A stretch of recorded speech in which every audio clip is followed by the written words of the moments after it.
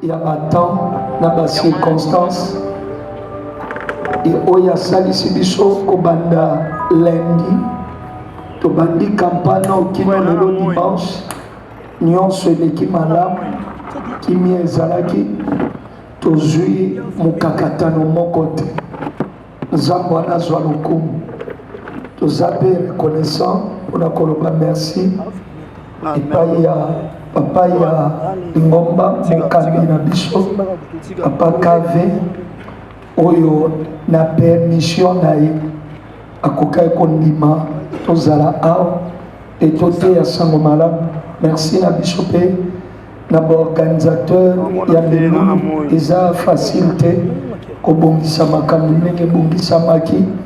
Vraiment coup de chapeau on a onions bosali pe toza reconnaissant na biso église on a volonté wana ya koya pokwa na pokwa bamusu bauti bakomine epai nepai me bozangaki te koya po toyoka maloba na nzambe.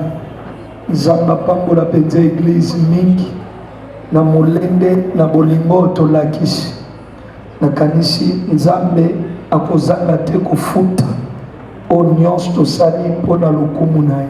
Amen.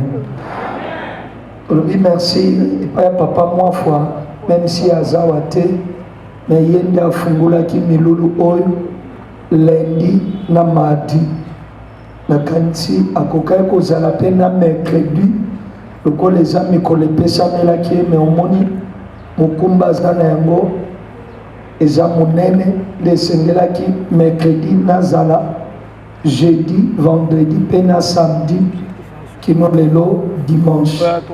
Bongo azangi te kotinge la bino bambote na kutana kine avant-hier na bembe ya mwasi ya pasteur moko akufaki apesa bino bambote soki te koyamba yango kobetela nkolo mabuku.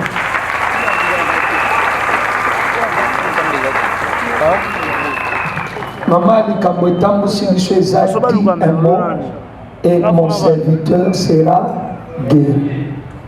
Papa moi fois na mikolo mibale bandeli pona pesa mwali kanti soki ezala mutakoti kaka lelo akozwa quand même na minute muke likanti ya maetambolisaki biso. Papa moi fois expliquaki ba texte nyonso mibale na Matthieu 8 obanda verset 1 kino 8 tomoni ba guérison mibale na eteni wana ya liboso bato bazaki na maladi ya mbala ayepa Yesu abiksi mutu wana. Ya mibale eza moto oyo aza mokonzi ya basoda ya Rome na azaki na musali wa bande kobela aye okuta na Yesu o musali ne abika. Papa mwa fois a expliqué biso mwa ba vérité mingi na katikati ya ba texte wana mibale. Mon Jésus a insistaki na mon Jésus relation oyo moto na moto azaka na ngona Yesu. Yesu akose manifester pai babiso nyonso te ndenge moko. Na expliquaki moto na moto azana expérience personnelle na Yesu Masia par rapport ya relation ozanaye.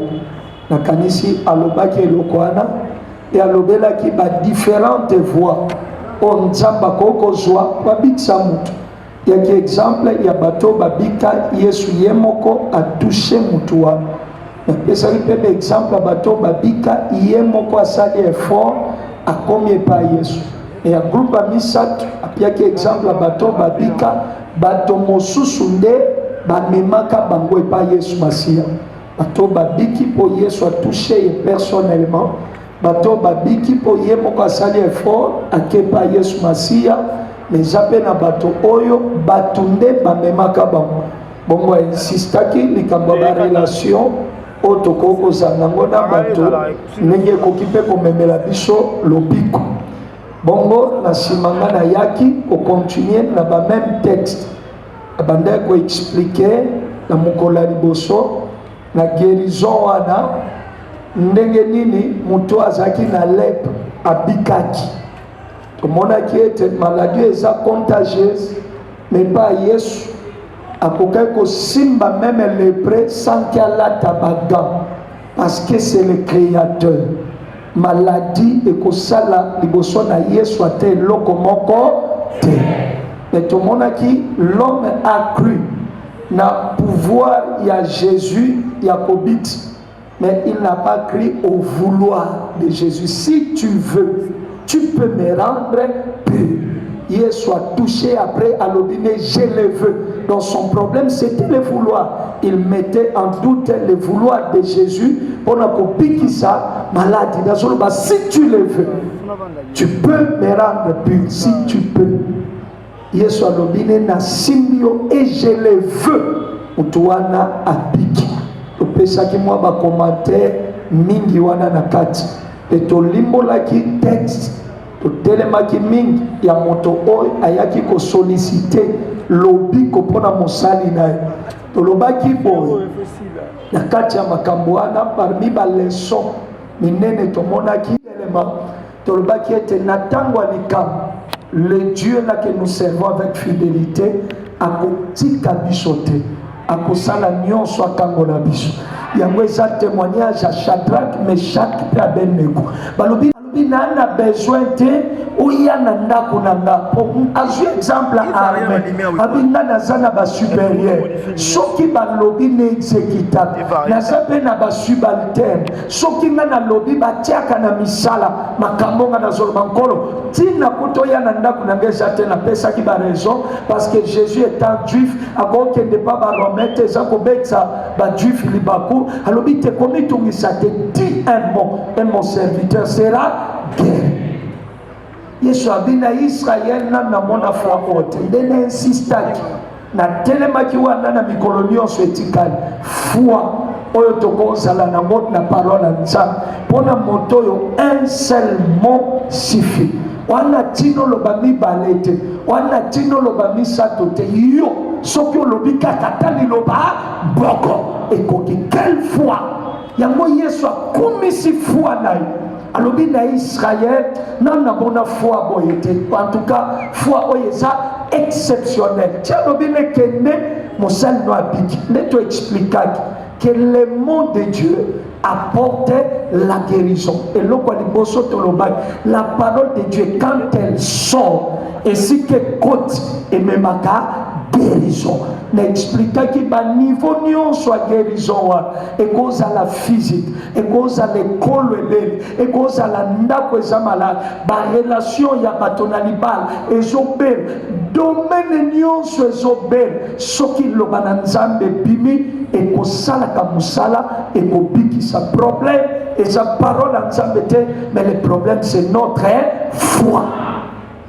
à la parole de Dieu. Il y a un accès que et si kali lo bananzambe bibi soki écoute kondima et ça la ka de fait nango rapidement mais soki écoute kondima te ozopia na parole wana retard pour que ça s'accomplisse comme aloko la Zacharie aso discutaka teme bon ponga na l'action na sa fidèle moi sinon ko choisir mais yo okokoma nani baba biblo bibato babandeko zele libanda baume tuna meme yango moto akenda dikuna makamnine kweli retard nyonso aso discutaka na ange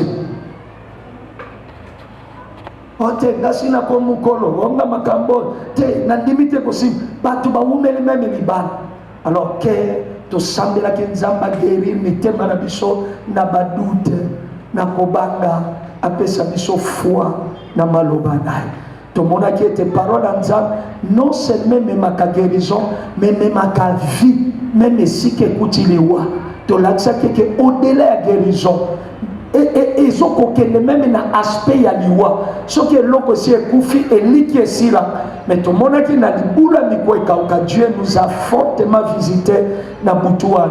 Tu expliquais comment liloba et continue na libula mikwe kauka mukwa kaka te messie kauka et perda vie et liki eza susute mais lilobe koti et pesi bomo musuni ezongi loposo ezongi misise zongi nyonso ezongi na pema bato babandi otambola et c'était une armée nombreuse, fort nombreuse.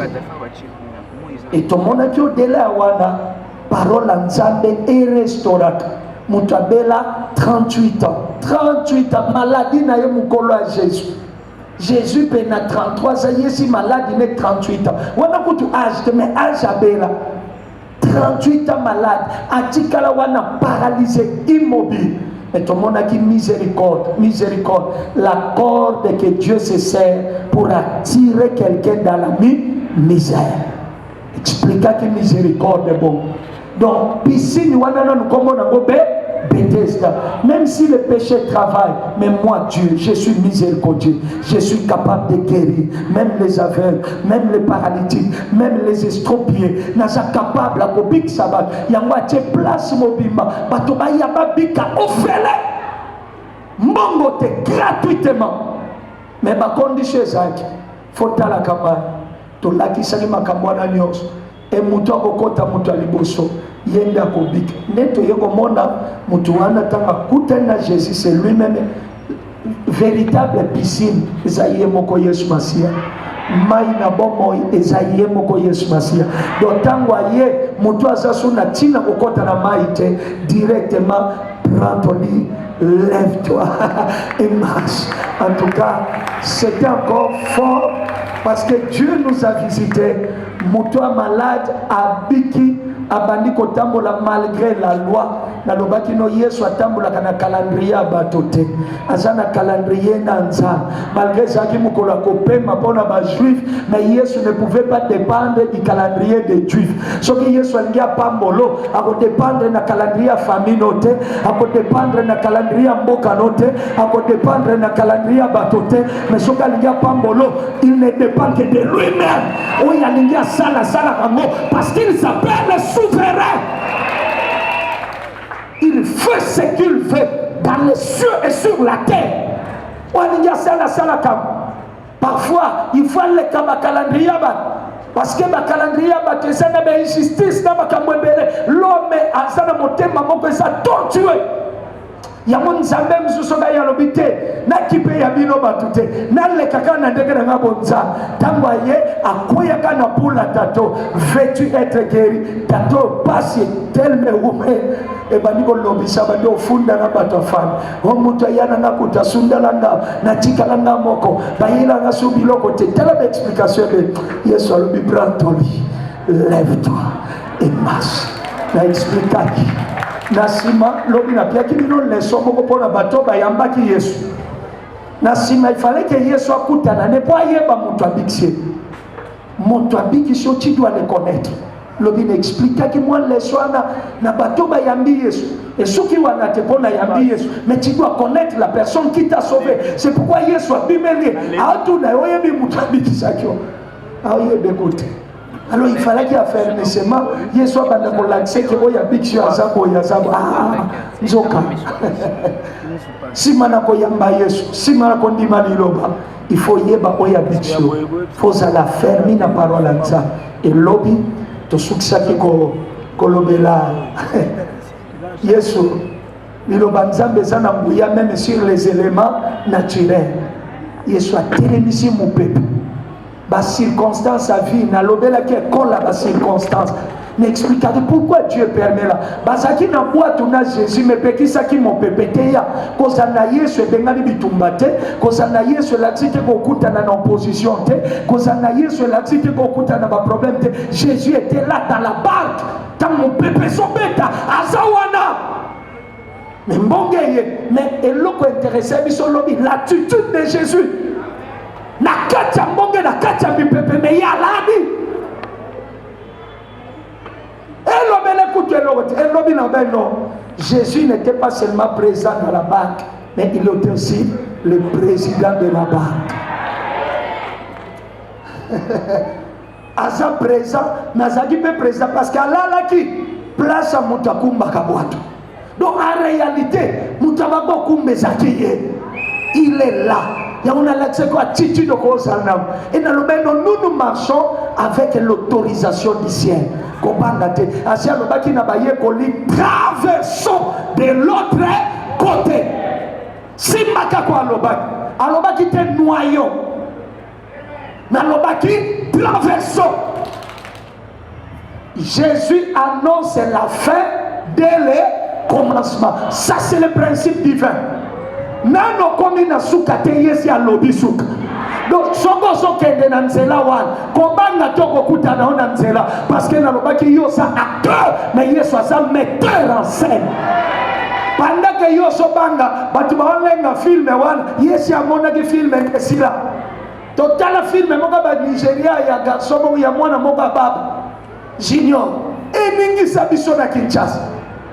Asasa so ya boma mwana batu nyoso mwana wako kufa se maika sa wapi maika tauka kanzoka tera salakina biso ne tobako banga me bango basala film basiba yebi ngene ko tsuke ti yo so lenga bango ba yebi deja ndengesa nzamba mona deja suka ayebi kotozoke ayebi banani bako bundiso ayebi makambo ezali bosono yango si a déclaré que suka elonge zayayo suka yonde motoko swa kimia yango na lobaki ba problème wana ekomona suka na yote mais yo okomona suka ya ba problème wana.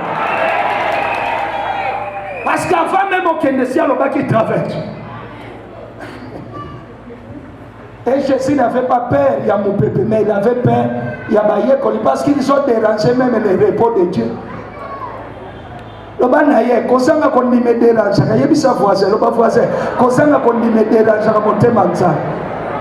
Te soka za gentil te changer luka moto aza gentil koleka loba nae kozanga kondima et déranger ka repoanza loba ne soko so banga banga o déranger même motema nza nzamba so tuneska yebi atambola kanana ayebi nani azana ye na lobaki na lobi mokanda o eso tambolisa biso na voyage na biso na mabere eza signé et pas y a le roi des rois alobi tout pouvoir m'a été donné dans le ciel et sur la terre. N'aie pas peur parce que ce tambola na ordre de mission yanza nalobaki loba yem talobaki kende lilo banzambe soke bimi même banyama batosa même lion fotosa Daniel.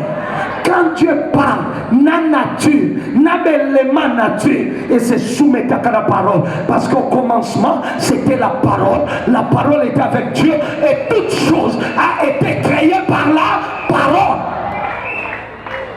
Ce que n'a pas eu qu'église loba. Amen.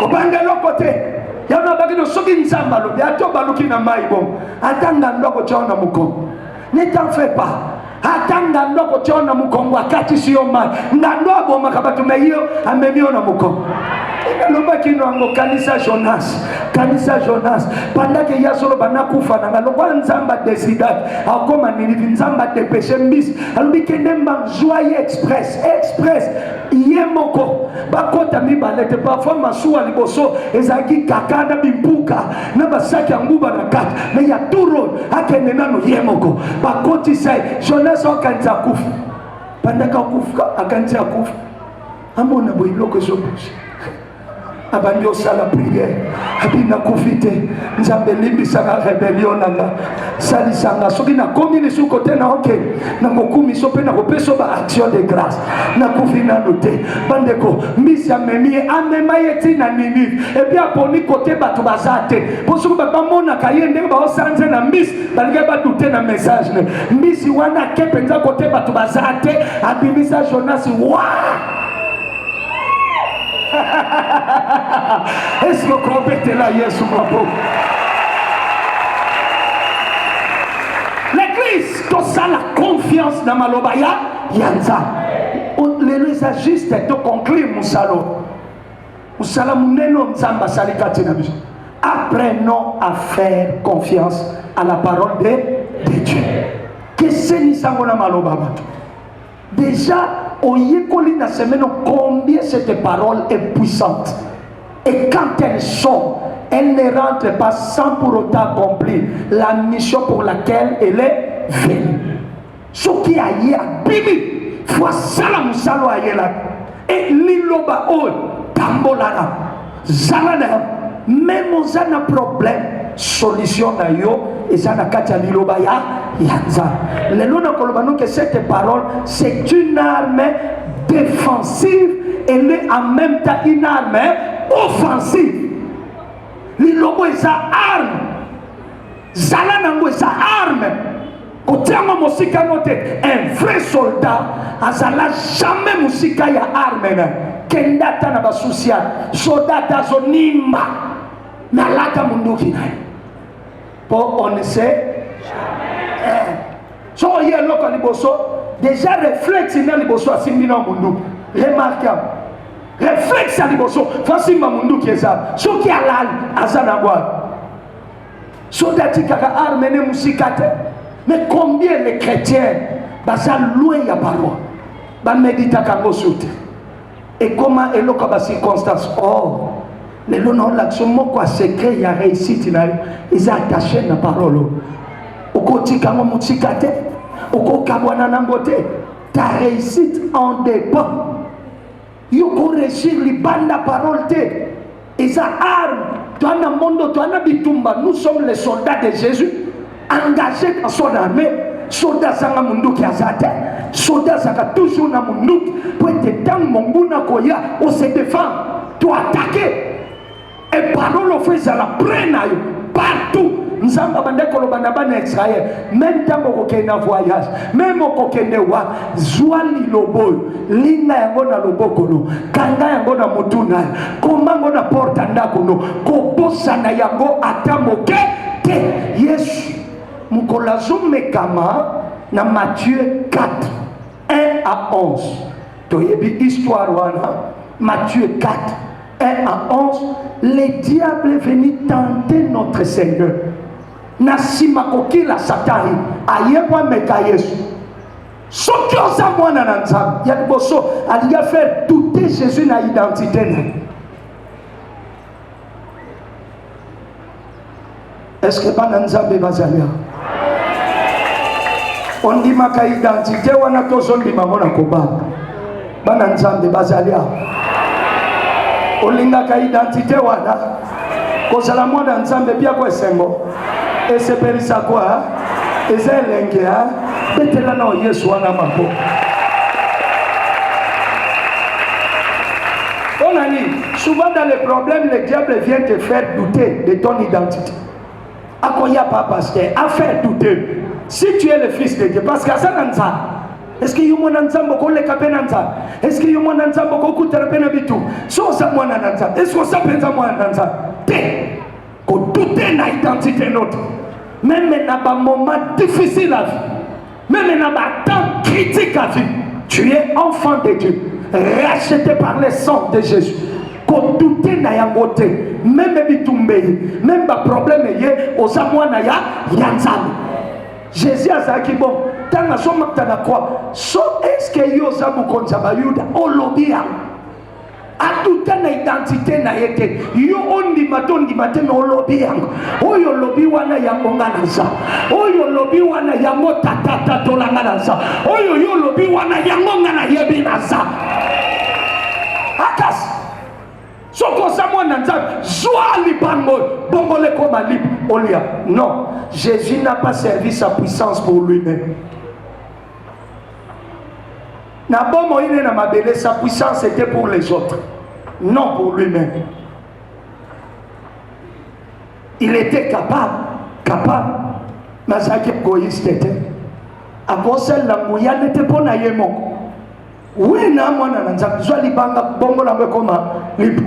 l'homme ne vit pas seulement du pain.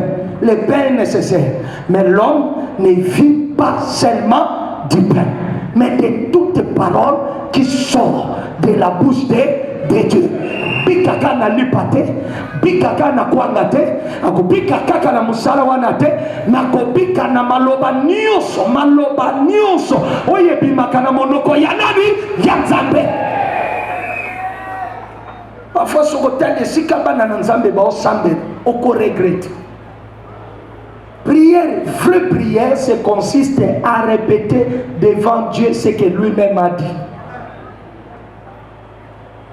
Même prière, et ça faut rappeler la Nzambe parole. Seigneur, tu as dit, et c'est là qu'il toujours Nzambe sème. Quand un enfant de Dieu a son sambe, a son batata, oloba, makasi ya bavoka baza, et ça maîtrise la loi. Article kingandi, alinéateur, stipule que, so ça makasi te na biloko na kimana, kwa ke samba pona mutute, pona yo na mutu na memi, bakokanga bi. Makasi avoke ça maîtrise la loi. Ayebi loi, ayebi bo, ayebi yango makasi ya chrétien et ça maîtrise ne ya parole anta. Soko yebi ko maniola liloba, liboso diable osa plus que vainqueur. Akoya na ko longote, akoya na ko salo lokote, akoya na ko kwesa ote parce que lilobo yo so mema e ko pesa yo victoire na ba tentation nyos. Les mêmes diables ont tenté Jésus. C'est les mêmes diables qui ont tenté Bissot. Mais marche avec la parole. Zagina convention mobona basi basake belisco batu sambela rappele nzambe bilaka. Namoni mama moba mkola so benga bi papa. Longola mama openena. Tu ni problème. Ote mema yake sambela tana kwa. Yo mutu na mtayo sambela na ndege. Yo zulongole ande. Oh papa, yo kayo mo nega so sambe. Ebi no nasa quand même kirie na yo. Zambe tati. Ngamwa simo. Mubalaya akimi. Oyaya akimi. Oyaya akimi. Nakosuka wa tala prière.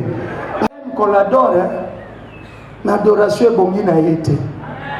Ebongi na oya kufa sepo. Kiazana bomo ya libera.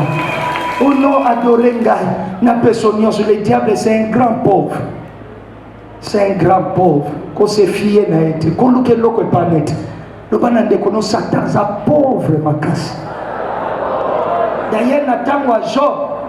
Tanto na musala. Bakolingama memo banzela mabe. Kokendete. Lo bana bango e komama. Oye komama yangonde rappele bango. Et parole les armes défensives en même temps armes offensives. Ephésiens 6, 17 à 18. Et même diamo épée de l'esprit. Maintenant ça sous bouclier mais c'est une épée. Et quoi épée?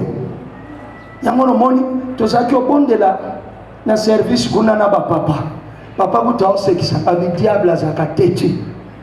Akoloba ke nakobima te mesukana abima to banda ko rappeler kake oye comment oyo nzoto na ngato bi te za nzoto note il est écrit ce corps et le temple lobango bien ce corps et le temple ote ya solo bana biso ke azayanga to bi ya yote ayamba Yesu nzoto na ye ese koma temple la molimo mo moza nzamba vanda kana ba demonte molili na moye yo kana kate yo lokolo ya oye za sous terrain na ote alitika tika suka na ngo akenda kate ake.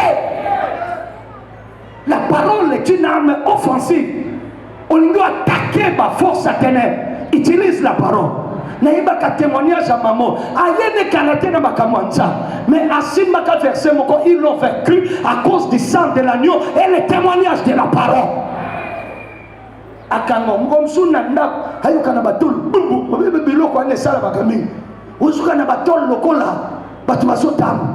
Susa makasi to quotidien na sadra. Koti su biyo bena yamantanga yoka akomi na shambra suka.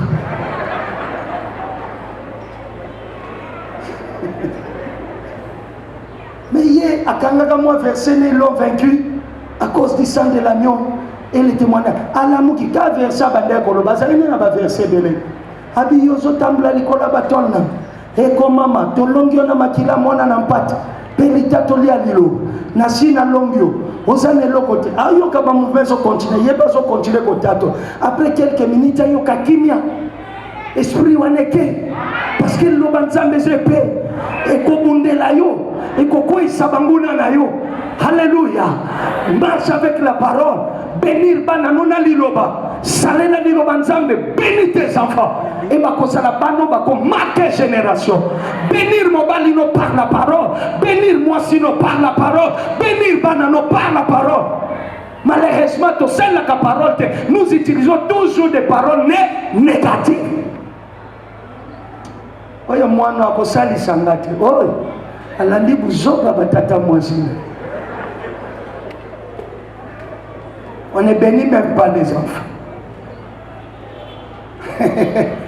So tata mta ufinga lo oyo azwaka kindumba ba mama lekina. Kandeke ba mama lekile baza kandeke yabuza. Yo kenza kolanda. C'est la parole ensemble, bénir banan, bénir nakuna. Parce que la réussite, la succès, il dépend de la manière où vous utilisez la parole. Tiens, on a mis ça. Proclame, qu'on proclame les gens négatifs, déclare la parole de Dieu. Ozobo tate déclare que ekoma mabokosel na ngaya wenza na mboka na bino ekoma akozala te oya kosopa zemi pe akozala nga na kosopa susu zemi te nga na ze combattre Satan alinga linga te nga na kobota. Utilise cette parole et dans le conseil bapesa ke pas Josué balobi ne que ce livre de la loi Josué 1 7 8 kende na motina su. C'est grave succès pour aller un grand conquérant, pour entrer dans des grandes bénédictions. C'est créé en moi que ce livre de la loi, de ce loi de point de ta bouche, médite-le jour. C'est alors que, pardon, c'est alors que, pardon, Ozokosa.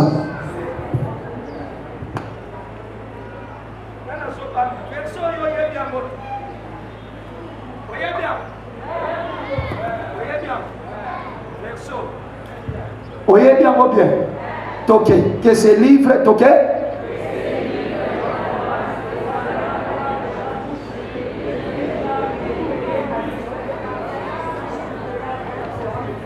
Lobanan papa. Pour décision sur l'obélango, faut y en avoir loba toqué. Que ce livre de la loi ne s'éloigne pas de ta bouche. Que ce livre de la loi ne s'éloigne pas de ta bouche. Médite-les jour et nuit et agissez fidèlement selon cette parole. Et alors, tu seras béni dans tes entreprises et tu auras des succès. Amen. La négation qu'on on dirait qu'il y a des pasteurs. On a une détermination. C'est quand Josué, Moïse a dit qu'il y a une arme. A dit qu'il y a une comme je t'ai dit, on lui a un grand conquérant. Car c'est le livre de la loi. Ne s'éloigne point de ta bouche. Médite-le jour et nuit. C'est alors que tu auras du succès. Et tu réussiras dans toutes tes entreprises. Secret yango soit lilobo yokaka méditam tiango na misala lobana ndekono j'ai bongere kaka yebise okobo bosa na verbe na te j'ai bongere tale lobane ti bongera kaka mais yote conjuguer verbe ya ça na kite na semaine là c'est verbe na toke j'ai bongere ci bongera. Il bongera, nous bongerons, vous bongerez, ils bongeront, elles bongeront.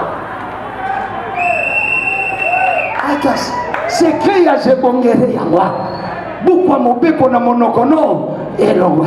Yo kisite, yo ngangate, yo ndakwa molini te, yo kaka na kacha liloba. Olinga na sepelaka, biso to simbolo ko yeba liloba. Bato mingi ba yeba ka mote, bakota ka bakola kana bikila. Aniati pina kundebembe achelika. Achelika lao. Kwani ati pine ya kunde bebe. Soki akute ne loko moko Azua kwa kilinu likola bato. Linu bota, likana kobota te. Biso na mona na bandundu, na mboka mona kenda kote. Afa mutafanda na kiti. Fabeta kokoko. Mais bato bazana liloba. Liloba ça compliqué. La parole de Dieu est simple. Et Dieu lobi kilate. Osoki mbule beta kotala simate. Okolia kamutua Thompson te. Soko ya bili loba. Tambola na liloba. Lilobe kopio sikse. Oko salamu kilate. Oko salamu to. Alobi na Israël. Soko kotosa malobo. Tala okode fate. Mais okode fisa. Oya lobi amena zwa grâce à ça. Alobi banguna no bakoya nzela moko me bakokima banzela sambo. Est-ce que nakoyo koloba amen? Alobi bakokoya 1000 na gauche 1000 na droite mais yo bakosala yo loko te lobana no amen. Alobi soki buko mibeko elongwete okozana succès na ba entreprise no okobana moke okokoma monene okobana na se okomata likolo ekobana mumuma moke nekokoma mumuma monene yo kosimba kodi ate okosimba kisite obano matabagra bakotuna yo yango akotaka maison nini azana loge na biso ezana matete ezana sese esika toyokaka liloba epa ya papa na biso kave twana ndako mosusu te toakaka na liloba singegatanaka kisepolaka ndoki akufaka na liloba na nzambe ekoleka te ekotikala libelana libe beta maboko na milolo Yesu akumisa parce que sa parole s'accomplira. Mama na sambeli ozana succès na classe na lobi na mwana classe na classe ozana succès yote kaka na momongo ozana succès oya lobi amena zwa grâce na mosalo ozana succès na mosalo mata na mosalo kende liboso esika bato balonga kate yo longa esika bato batonga te yo fotonga esika bato bazwa te yo fozwa esika bato bakoya ka yo kozala stable okobota bambuma même dans des conditions défavorables même dans des conditions défavorables balinga te yo kobota mbuma parce que ta vie dépend de la parole. Quand tu écoutes la parole entre à toi, la parole produit des effets, la parole te bénit. Même aux adina makila libabe soko yoki liloba o jango na misala osuna makila libabe te makila kindoke kwe makila baliansa mabe kwe okomi sikoko fonctionner na liloba esika lilobe so sala e banga ke sheke te pekana no melolo na babu pekana ko sumaga na lobaki tote ya nayo lobana ndeko na yo nasumuta makila libabe te lobana lobaba balinga tina kubonga kaka na ho lobana ko réussir kaka lobana okende kaka liboso lobesika na koniate kopesa melaba. Est-ce qu'on est mis malobolo ba 3 fois amen amen amen amen. Très bien très bien très bien. Lilobande sekele na yo lilobande makasi na yo lilobande nguya na yo bakoluka yo na molili bakomono te bakokota ndako ngangame bakomono te bakoluka na banzela molili mekosimba te bakobwake lo malade kozala ndile sans effet parce qu'on s'est protégé la parole en Nzambe on s'est défendu la parole en Nzambe nani alobi amen. David a lobini na psaume 1 verset 1 tinase alobi ere l'homme fungula nampa fungula ere l'homme wana bo yebita ere l'homme qui ne marche pas qui ne s'assit pas mais qui trouve son plaisir et qui la médite il est comme quoi l'obana nous planter loba bien planté bakokanzi muto ayoka kaliloba pe atosa kango nanzete oyo eza planté stable. Quelque chose est planté, c'est quelque chose est stable. Planté pona kopikola yo eza facile oyo bakata pona kolongola ngo eza facile mais quelque chose est planté pona kolongola ngo tu dois dégager une énergie sinon ekolongate lobana ndeko na pikama lobana ko pikola ngeza facile lobana ndeko na yo okolinga pikolo ye moko akopikwa nzambe na changer voisin luka voisin mosusu lobane opikama okolinga pikolo ye moko akopikwa nzambe na nga allo na yo na libala wana allo na yo na mosala wana allo na yo na bafere wana allo na yo na ministère wana allo na yo na esika wana oza okoyepa pikola yo ye moko asala nini apikwama n'achepelaka toujours d'avec. Et l'on dit cet homme-là qui écoute la parole et qui la médite est comme un arbre planté près d'un courant d'eau. Planté pas n'importe où, mais près d'un courant d'eau. Cet arbre ne connaît pas la sécheresse. Ses feuillages ne flétrit point. Le banane point. Balobi, il porte des fruits à sa saison. Maman Zawan, ma pasteur, bon. Maman y a l'accent, j'aime beaucoup d'aller à Camille. J'aime pas Mbolo, j'aime l'accent. Et il y avait qui m'a la gouverne. Bien sûr, oui. Aye kona mwepa na ye na kutana na ye kul natanga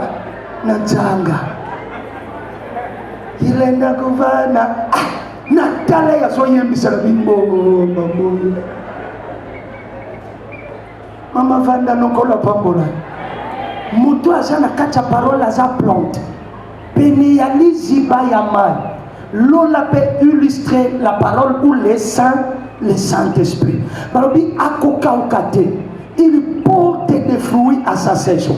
Ce qui saisonne les bamboliers et qu'on rate. Mon doigt jamais qu'à ta parole. Ce qui saisonne les petits et qu'on l'écoute. Toujours au bénéficier. Tout le monde a le banco de Jésus. Saison n'a pas de bénédiction. Ba dévier yango te bayiba yango te na bénéficie na saison nanga il y a visitation divine loba kombono ngai Blaise Lukezu na kobota mbuma na saison nyonso mbuma na ngai ekobikisa bato ebele. Kokoloba amen. Esala mataka ndego tatolwa. Botambu. Saison na yoisa. Osa malheureux. Il y a une saison pour toi. Attache-toi à la parole de Dieu. Ce qui saison moye balinga te okobotambu. Et balobi nase, il n'en est pas ainsi pour les méchants. Il est comme quoi? Les feuilles ballottées par les vents. C'est que la parole de Dieu te donne même la stabilité. Et moko ya ba signe pour ça la mutu confiance face à la stable. Ça te donne la stabilité. Aimons la parole. Marchons dans la parole. Et pour ton succès, exemple, après tout semble, parole en Nzambe. Tu as besoin même na musala na biso to salaka. Faut pas séparer ta vie professionnelle et la parole de Dieu. Ozoye kola ba tigre d'Asie, n'est-ce pas dans la classe? Ba tigre d'Asie na banane. Na ba dragon d'Asie. Ba dragon d'Asie boyebi bango Hong Kong, Corée, Singapour, 4 pays wana. Ba tigre wana. Donc tu vas faire la recherche moko na université kuna moko ya secret ya ba tigre wana. Ba ju ba principe à religion na bango. Ba appliquer yango na vie professionnelle pe yango esalisi bango ba kende liboso. OK, religion ni eza na ba principe comme le christianisme. Mais seulement que nous to salaka kokabola vie professionnelle na ba principe a liloba na nzambe soki na komi na musala na zongi paye soki na ye na église nde na komi 3 fois est-ce que nga natangi kombo mutu bongo kini ekoti makasi boyenele na musala akomi de démon mais l'église a commis 3 fois. Prenons les principes bibliques, appliquons-les.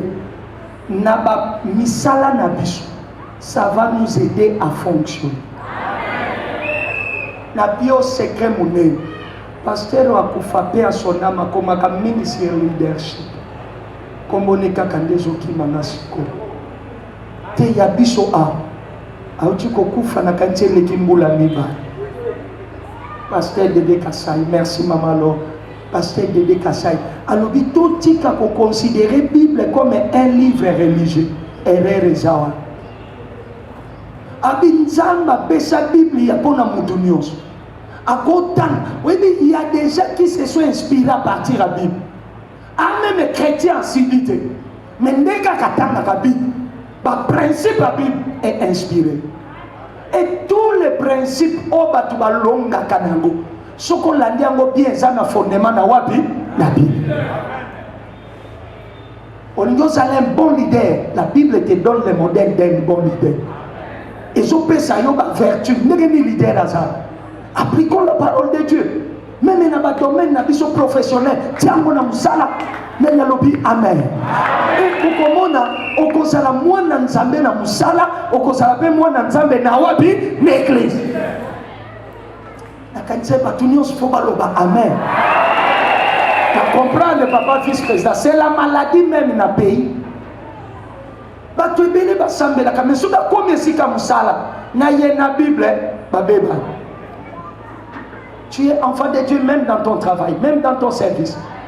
Le principe union c'est ça la kake Bible azoti di kwango appliquons même na musala okolonga.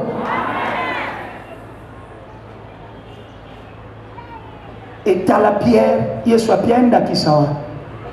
Dans Luc chapitre 5 et sikatorotan benasame. Asala butumo bimba zwat. Na Yesu aye abakisi nini lilo nakacha musala pierre. C'est ce qui manquait. Ayezaki na fila, zaki pe na baboite, maipe ezala. Mais problème à Pierre, o sala no zili lo banzambo te aleka. Le bana de konosiko sala na lilo ebise. Pardon, ebise bientôt te yana lo bana siko sala na lilo. Lo bana zwa lilo ba kotsa ngona musalo zosa. Papa na université ba yebinga ke na pasteur et yebanika na église te.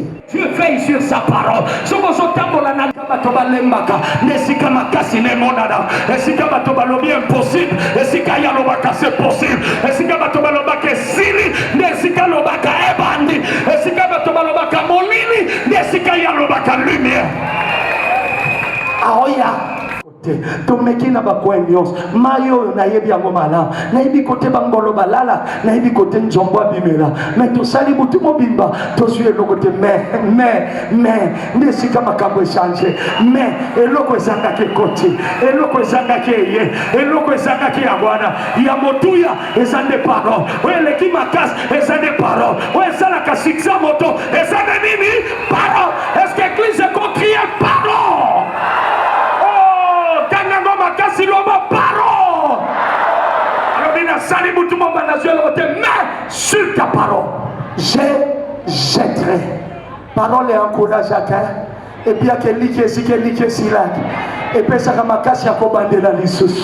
Alors bien sur ta parole je jetterai Dieu. Tanga kabwaka wa loko la parole c'est bibi et que benga mingat et que benga bamboto et que benga bangolo et que benga banchoko et que benga bandaka lilo basoki ebimi et benga kabiloko ezala kitezala parole kreyaka parole soki ebimi esangisa kabiloko epanzana et benga kabiloko ezaki mosika na tongwa lelo na sakol oye kima vino esok oye koma mosika no esok oye mona kasuto monango esiko eshuaki ya wapeso reisi soki anele ke simba kate ya ane oye ko simba soki fiançailles na pierre bebaka mais na oya turo ye ko bebate na oya turo e ko kendeti na suka o na yoki motoboga loba amen loba susu amen na robien loba na ndekono ya malo e ko simba loba balinga te ko ekosimba bouche nano sala lokolaga lobe ekosimba lobane Yesu nangasi alobi Yesu nangasi alobi lobane Yesu nangasi alobi lobane na obanga te na olenga te soki alobi maloba batata mwase kweya soki alobi maloba ba mama leke kweya soki alobi maloba banoko kweya soki alobi maloba banguna nso kwe soki alobi maloba ya bato bayina kweso kwe soki alobi maloba ya bato mabezo kweya au nom de Jésus. Lokola si alobi eloko akobana isa era bwaka kimakitaka era bwaka aobenda bwa Pierre engagea suba Pierre akomi ko engagé ba amona bake file komi kilo moya ko benda file komi ki na tongo leo na sebe échec nezo change ezo bongo na réussite mone sika ba yamba ki ote ba ko yamba esiko kota ki te turo kokota vizo rataki maleleki ya turo zozwa mbongo turo wano zwa kite me ya turo yofozwa kaka ndenge lobi amene kokisa kaka ndenge lobi amene salamela biblo bi ofongoli na sena likolo bese fongwa na bibalinga balinga te fileno turo ekokanga mama na ngai zero ayokinga tena lobi fileno ekokanga ya turo yopo ko yana fiancé ya turo yopo ko zwa diplôme ya turo yopo ko yana biloko abie okobima pamba mokosonga pamba te okokende na kolela mokosonga na kosepe ata na butu esilaki te Bible lobi les ténèbres ne gagneront pas toujours soki na butu ozwaki te tongo setani mobiki si ase aye balinga te okozwa parce que Yesu ase aye nada lobino ke yoko zwate nada lobino ke yoko kangate chaque chose a son temps atabute ume suka tongo ekota tala voisin no papa ninga tena koswa aja papa obimi pamba te na kampano mutu na mutazwi fileno ekangi obanda luka mwana zwa obanda luka mosala zwa obanda luka mbongo zwa na bi osongela koteka osongela ba affaire obanda ko luka ba voyage wane fongwa na lobi zwa loba nazwi yango loba makasi nazwi yango loba file na ngekangi tala voisin loba na ye file na ngekangi file na ngeswi nzambe nanga yebisa voisin file na ngeswi na kosonga maboko pamba te pambwama na gauche pambwama na droite pambwama na mosika pambwama na pene pambwama na bato yebi te oyo nano zwaka te bamikoleleki tikozwa yango nalobi oyo zwaki te mbuleleki tikozwa yango oyo zwaki te na basanzeleki tikozwa yango oyo alobi amen azwa faveranza nalobi oyo alobi amen fine na yo ezoka papa moto akondima azwa kaka eske ondimi lilobo oyo ke yo ozozwa yo zemi ya turo ekobima te ekosopana te ya turo kobota mwa bamapasa baya bana mibali baya bana basi baya demande ya turo bakobwaka te oyo bafandelaka wana esi eleki me ya turo bakobenga yo tika bazwa nimerono tika bakompose yango kaka ndenge olobi amen kola pambolanga yo kola selanga yo bola ntongo lelo ezaki ya yo na kampano file na yo ekangi obimi maboko pamba te moyo obeteli ya pamba te banzelo bande kosonga ya butu ya pamba te kolembo bande kolemba ya pamba te balinga te Yesu si alobi file na yo ekangaka te ekangi milolo na maboko ebeta Yesu azolokumpona tongole akumisa oh Jésus merci kondimanwe mbona ndegoswi kondimanwe mbona ndegoswi atelo kongo ezaki mosiko si oswi Yesu asi alobi o ezaki impossible komi possible na tango bakangaka te yo fo kanga na periode bapambwa makate yo fo pambwa na periode bazwaka te yo fo zwa meme tango bato bazolela yo fo sepe meme pa bato esili epa na yo ebanda oyo alobi amen azwa grâce anza oyo alobi amen likolo efongwanela yo makambo yango ebanda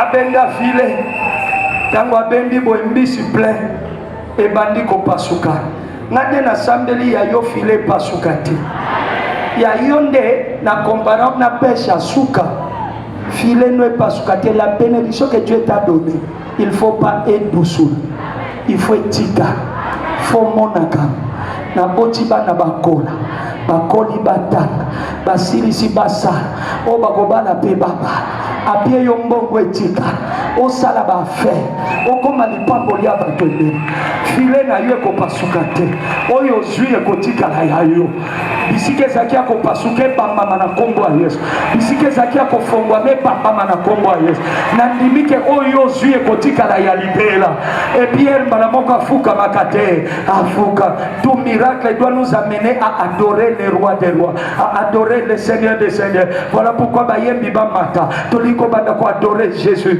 pour la miracle sale toyaki ba fila pamba toyaki na mawa mais to sukisi dimanche na gloire bato ba pécha kate ba péché bato ba zwa kate ba zui bo banda ko mona ndenge ba msusi ba témoigner ndenge ba msu ba moni na ba vision ndenge ba msu ba moni nzambe ko lakisa babo biloko to banda ko lukosio sui yango papa ko banga te fais seulement confiance à la parole de Dieu. Quand on a des chèques, quand on a les temps passés, mais regarde Jésus qui parle. Le connaissait à lobby, oui, c'est impossible comme impossible. Quand on a été, anenio sosane que n'a qui perte, non, il y a si comme à Kambasi que bandakate et bandé.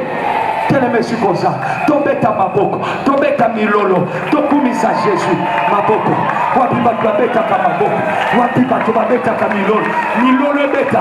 Na lobaki tozana maternité, tozana cimetière, tozana maternité. Beta milolo bien, beta maboko bien. Jésus nangai. Eh ya. Na oye baba papa na ba mama, banani ba obeta maboko bien. Na otala nanu ba ya ba mamezole. Papa longola nga sonye, beta nanu maboko papa. Wapi ya ba jeune